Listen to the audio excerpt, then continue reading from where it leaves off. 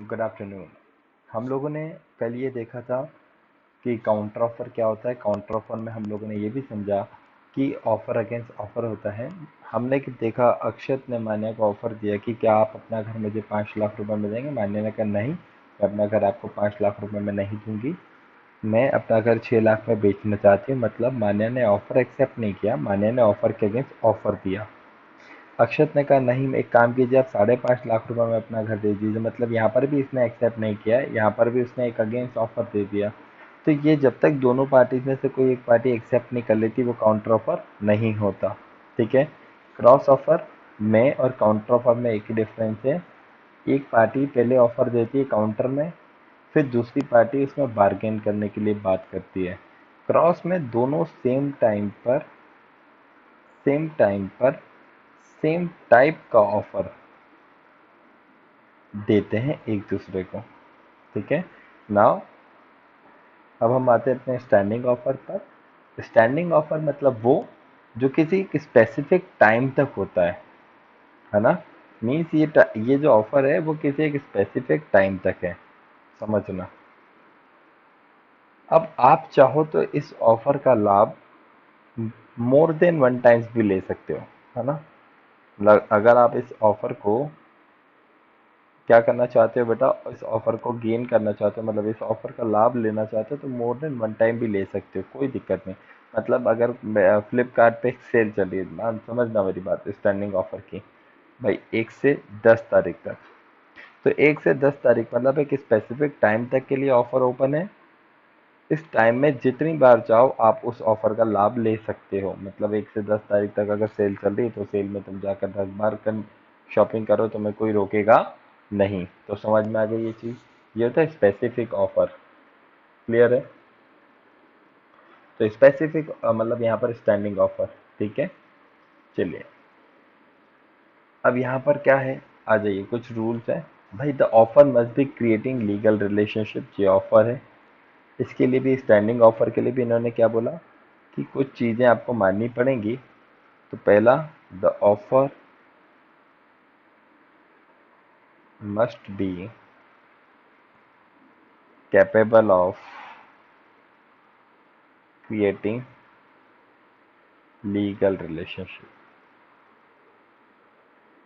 I know आप लोग मुझे देख नहीं पा रहे, बट इट्स ओके, कुछ टेक्निकल ग्लिच है, दैट्स वाई। बट हाँ, 1-2 दिन में सॉर्ट आउट हो जाएगा। The offer must be certain, means definite and not views.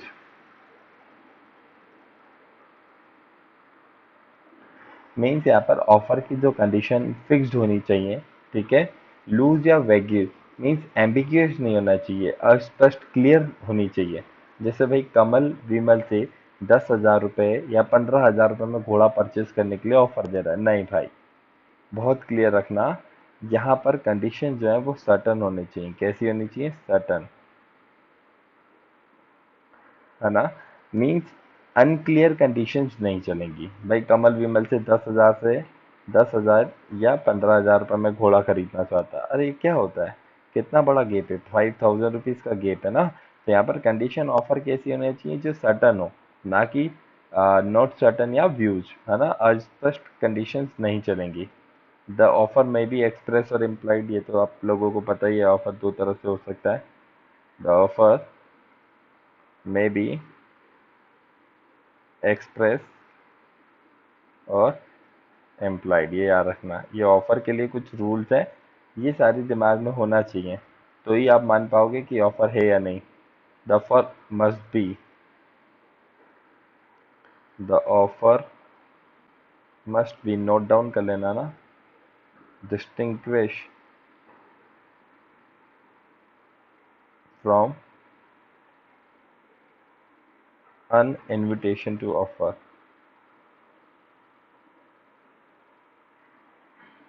अच्छा, ऑफर और इनविटेशन टू ऑफर में क्या फ़र्क है? भाई इनविटेशन टू ऑफर और ऑफर में बहुत बड़ा फ़र्क है। ये वाला जो पॉइंट है ना, इनविटेशन टू ऑफर, मैं आपके साथ 2 मिनट में डिस्कस करता हूँ। ठीक है। एन ऑफर में बी स्पेसिफिक और जनरल। याद है, जनरल मतलब ओपन फॉर ऑल, कोई भी एक्सेप्ट कर सकता है, या फिर स्पेसिफिक किसी स्पेसिफिक पर्सन को दिया जाता है। द ऑफर में बी स्पेसिफिक और general. Offer must be communicated, याद है दिमाग में भाई, कम्युनिकेशन एक्सेप्टेंस का भी होना चाहिए तो ऑफर का भी होना चाहिए। Offer must be communicated. मैं ये सारी चीज़ें ऑफर के लिए बेसिक रूल्स लिखवा रहा हूँ। ये ऑफर अगर दे रहे हैं तो ये चीज़ें होनी चाहिए। पहला क्या रूल है भैया, जो ऑफर है वो इस तरह का हो जो लीगल रिलेशनशिप क्रिएट करे। दूसरा, वो सर्टन होनी चाहिए उसकी कंडीशन, वो स्पष्ट या व्यूज नहीं होना चाहिए। द ऑफर में बी एक्सप्रेस और इम्प्लॉयड, या तो एक्सप्रेस हो सकता है या तो इम्प्लॉयड हो सकता है। The offer must be distinguished from an invitation to offer, ये मैंने डिस्कस नहीं किया आपके साथ, मैं करूंगा।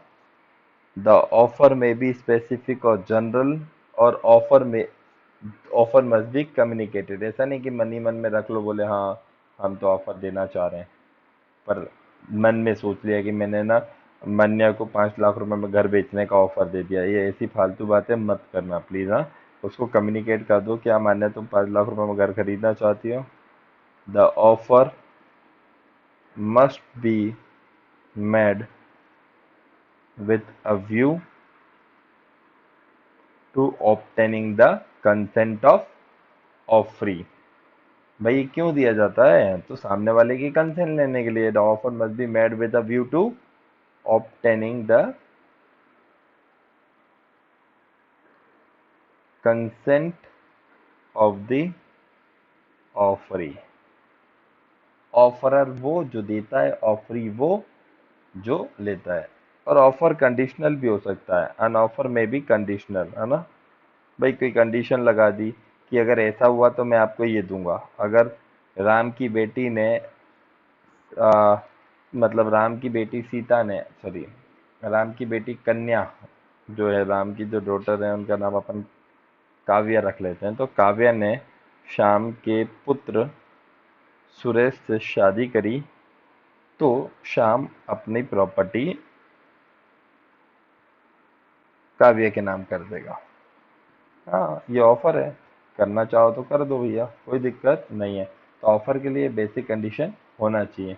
Offer and invitation to offer पे आ जाओ फटाफट।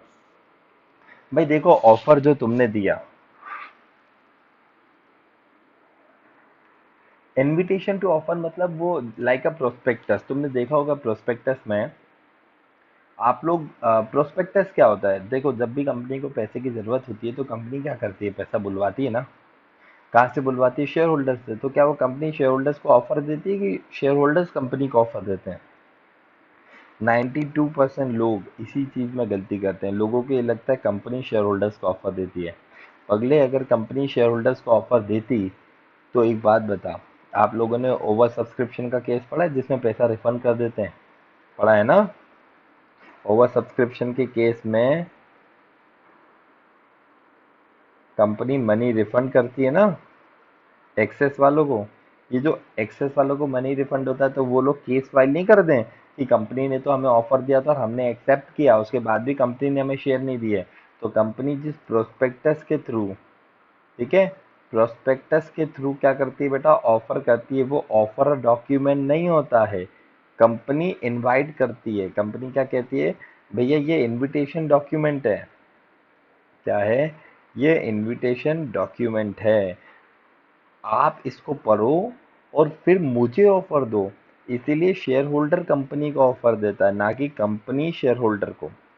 ठीक है, यहाँ पर शेयर होल्डर कंपनी को क्या देता है, ऑफर देता है। ये टर्म तुम्हारे लिए नहीं है, इसमें कोई दिक्कत आएगी तो अपन डिस्कस करेंगे। और यहाँ पर कंपनी को शेयर होल्डर ऑफर देता है, फिर कंपनी उसे एक्सेप्ट करना है कि नहीं करना है ये डिसाइड कंपनी करती है। ठीक है, हो गई चीज़ें क्लियर। हाँ, होनी चाहिए। अब पढ़ेंगे एक्सेप्टेंस।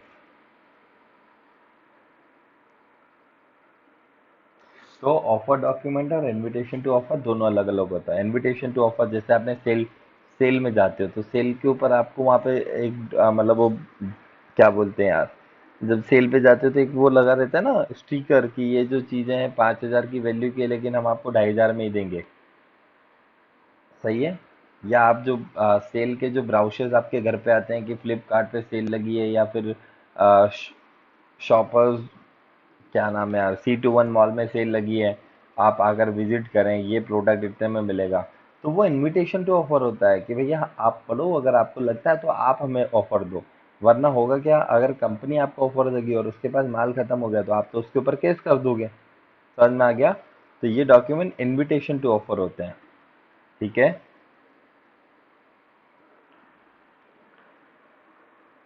अब हम बात करेंगे एक्सेप्टेंस की।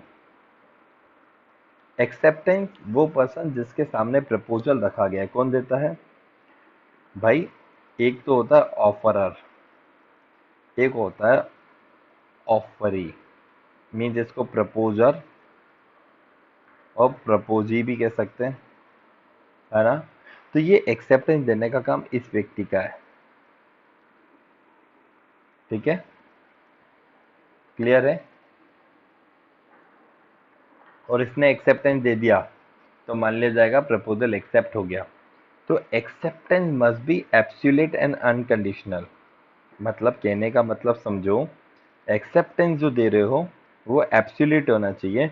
मीन्स ऐसा नहीं, जो भैया मैंने आपको ऑफर दिया कि आप मेरा घर 5 लाख रुपए में खरीदोगे, तो जैसा मैंने आपको ऑफर दिया वैसा ही आपको मेरे ऑफर को एक्सेप्ट करना है, इसलिए बोला गया एब्सोल्यूट एंड अनकंडीशनल। ठीक है। मतलब किसी तरह का उसमें कोई ऐसा नहीं कि मैंने आपको 5 लाख में ऑफर दिया और आप मनी मन सोच लिया कि नहीं 4.5 लाख रुपए में। ये एब्सोल्यूट मतलब जिस कंडीशन पे मैंने आपको ऑफर दिया वैसे ही एज इट इज आपको एक्सेप्ट करना है। Second, communicated to offeror. भैया एक्सेप्ट करने के बाद किसको बताओगे? ऑफरर को। लेकिन कम्युनिकेशन रीजनेबल टाइम में करना। क्या करना? रीजनेबल टाइम में। उसका रीजन है बेटा, रीजनेबल टाइम में तुम अगर एक्सेप्ट नहीं करोगे, मतलब ऐसा मैं तुम्हें आज ऑफर दे रहा हूँ, तुम 6 महीने बाद आकर बोलते हो कि भाई मैंने तो एक्सेप्ट कर लिया, तो ये सही बात है क्या? नहीं है ना। हम्म। चाहे सुबह सुबह मिल जाए तो मजा ही आ जाए। Acceptance must be in the mad mode prescribe.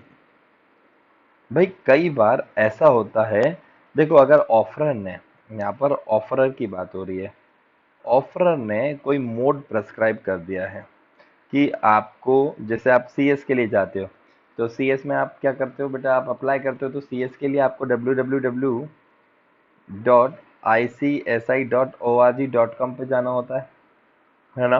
तो यहाँ पर बोला गया ऑफरर ने अगर कोई मोड प्रेस्क्राइब कर दिया कि जो आपकी एक्सेप्टेंस है, वो एक्सेप्टेंस भाई साहब हम आपसे ईमेल पे ही लेंगे, ये मोड प्रेस्क्राइब्ड है ना? तो अगर कोई मोड प्रेस्क्राइब्ड है, कोई मैनर प्रेस्क्राइब्ड है, अगर कोई मोड या कोई मैनर प्रेस्क्राइब्ड है, तो भैया ऑफरी को जो एक्सेप्टेंस है वो उसी मोड या उसी मैनर में देनी होगी, वो उसी स्पेसिफिक मोड में देनी होगी। लेकिन ड्यू टू, अब ऑफरी तो भैया आपको पता है उसको तो अपनी ही चलानी है, एक्सेप्टेंस दे रहा है, लेकिन उसने अदर मोड में दे दी। क्या दे दी?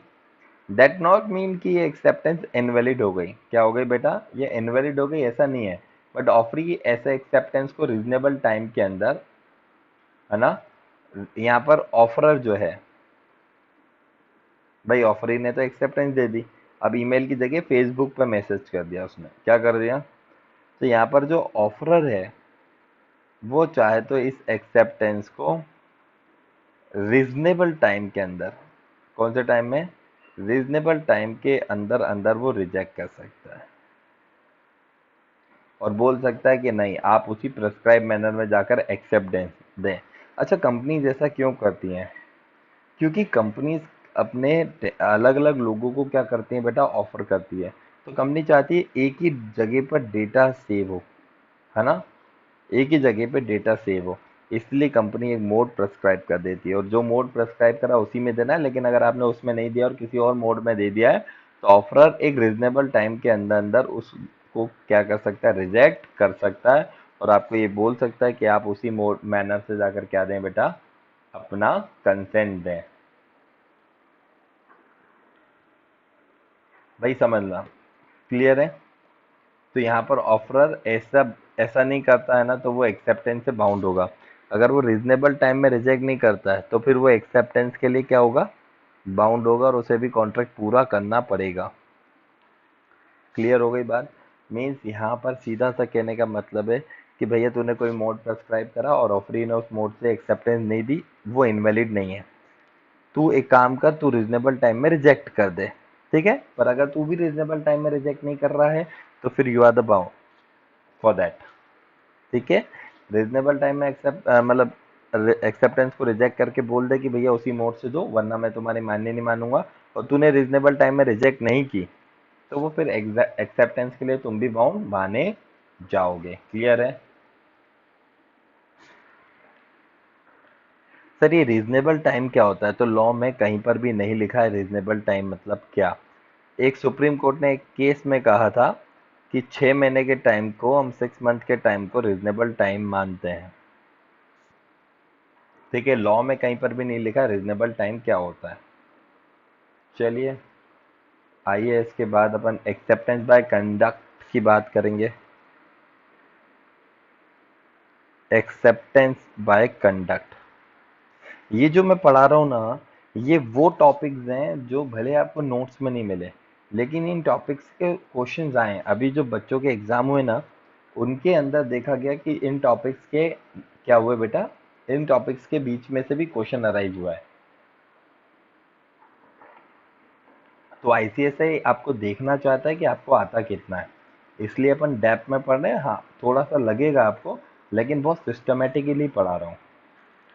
एक्सेप्टेंस बाय कंडक्ट, तो भैया असेक्ट का मतलब क्या यहाँ पर, असेंट का मतलब क्या एक्सेप्टेंस होता है, आइदर वो रिटर्न हो बाय वर्ड्स, माउथ और स्पोकन, या ऐसा भी तो हो सकता है ना कि हम उसके बिहेवियर को देखकर ऐसा लगा लें कि वो व्यक्ति हमारे साथ काम करने में इंटरेस्टेड है ना? तो हम माउथ और बाय परफॉर्मेंस भी हम क्या कर सकते हैं उसको, एक्सेप्टेंस बाय कंडक्ट, मतलब यहाँ पर अगर वो बाय परफॉर्मेंस भी क्या कर रहा है बेटा, एक्सेप्टेंस दे रहा है, तो भी मान्य है, कोई दिक्कत नहीं है।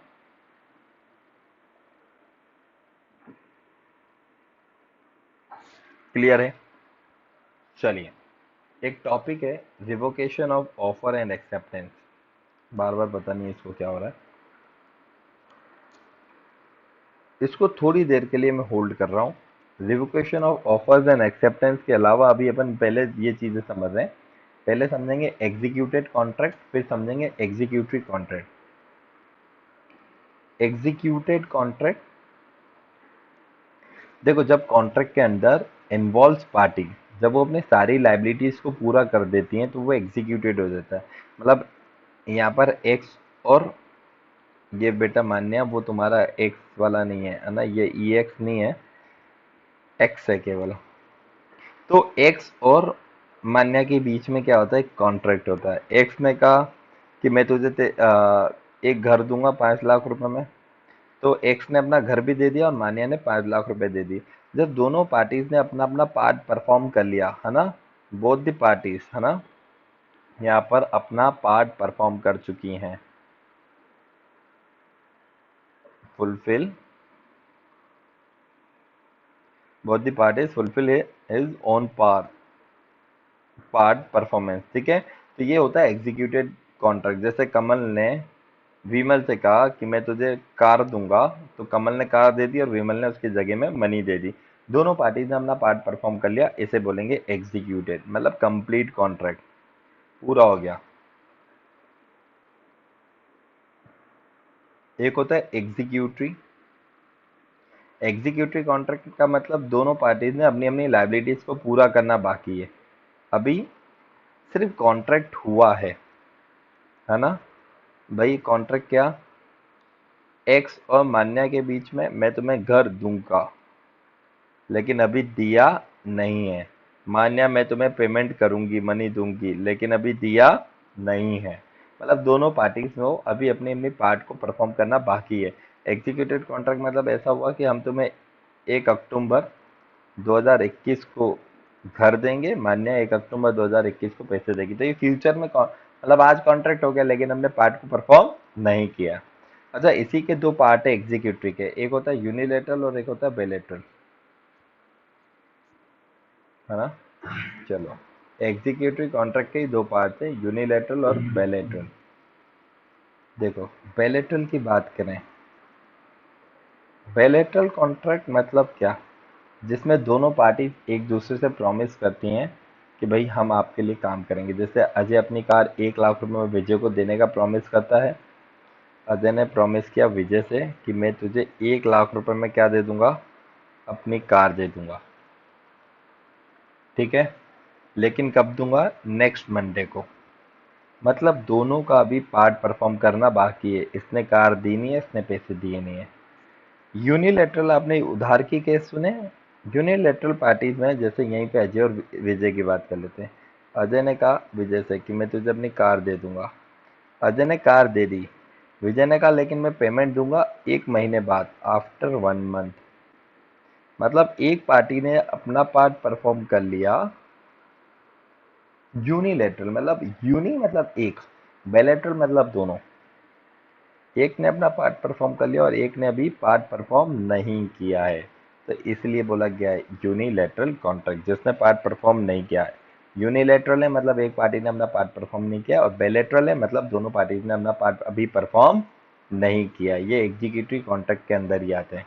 ठीक है, एग्जीक्यूटिव के दो भाग होते हैं, एक होता है बायलैटरल, एक होता है यूनिलैटरल। एग्जीक्यूटिव का मतलब क्या है, दोनों ने अपना पार्ट करना बाकी है। अगर बायलैटरल है तो दोनों का करना बाकी है, और यूनिलैटरल है मतलब एक ने पार्ट परफॉर्म कर लिया, दूसरे को पार्ट करना बाकी है। ठीक है, अब आ जाओ, मैं आपके साथ एक 5 मिनट का टॉपिक डिस्कस कर रहा हूँ, रिवोकेशन वाले टॉपिक की बात कर रहा हूँ मैं आपके साथ, है ना। चलिए डिस्कस करते हैं, रिवोकेशन ऑफ ऑफर।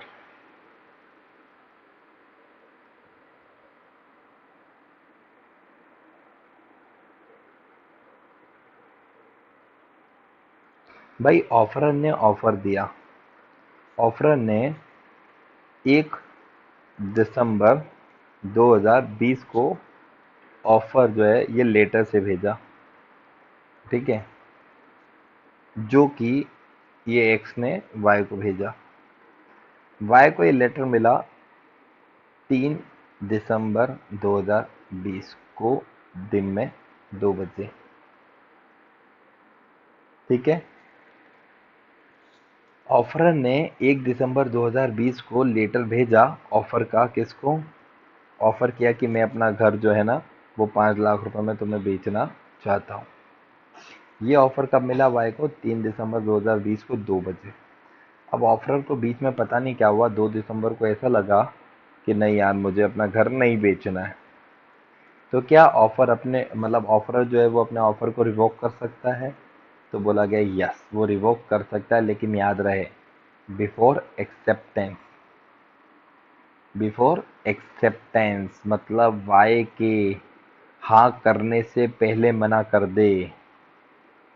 वाई के हाँ करने से पहले मना कर दे। मान लो ये ऑफर 3 दिसंबर 2020 को 2 बजे मिला, तो वाई ने हाँ कब करनी थी, वाई ने 4 दिसंबर को हाई करी, क्या करी, 4 दिसंबर को यस किया, इस ऑफर के लिए एक्सेप्ट किया। इस 1 बजे से पहले पहले, ये 1 बजे उसने एक्सेप्ट किया 4 दिसंबर को, तो इस 1 बजे से पहले पहले ऑफर चाहे तो अपना ऑफर रिवोक कर सकता है। ठीक है, अब रिवोक कैसे करेगा, तो मान लो 2 तारीख को उसने लेटर भेजा, लेकिन वो लेटर 4 तारीख से पहले पहुंच जाना चाहिए। अगर 4 तारीख को 1 बजे से पहले पहले, जब तक उसने एक्सेप्टेंस नहीं दी, उससे पहले पहले अगर रिवोक कर सकते हो तो कर लो। अगर तुमने रिवोक नहीं किया तो वो फिर एक्सेप्टेंस और प्रॉमिस बन जाएगा और वो कॉन्ट्रैक्ट हो जाएगा। मीन्स यहाँ पे बहुत क्लियर है कि आप ऑफरर जो है वो ऑफर रिवोक जरूर कर सकता है, लेकिन एक्सेप्टेंस से पहले, एक्सेप्टेंस से पहले। ठीक है, ये क्लियर हो गया बहुत अच्छे से। एक बार आपको ये रीड करना है। अच्छा, क्या ऑफरी अपनी एक्सेप्टेंस रिवोक कर सकता है? यस, कर सकता है, लेकिन ऑफरर को मिलने से पहले। मतलब ऑफरर को एक बार एक ऑफरर तक पहुंचने से पहले, मतलब यहाँ पर इसने 4 दिसंबर को लेटर भेजा 1 बजे, है ना, और ऑफर को मिला 6 दिसंबर को 2 बजे। भैया 4 दिसंबर से 6 दिसंबर के बीच में तुम चाहो तो किसी भी मोड से फ़ोन कर लो, उसको दूसरा लेटर भेज दो, स्पीड पोस्ट से भेज दो, लेकिन वो 6 दिसंबर 2 बजे से पहले पहले तक मिल जाना चाहिए, तो आपकी एक्सेप्टेंस रिवोक हो जाएगी। एज इट इज़ ऑफरर और ऑफरर भी अपनी एक्सेप्टेंस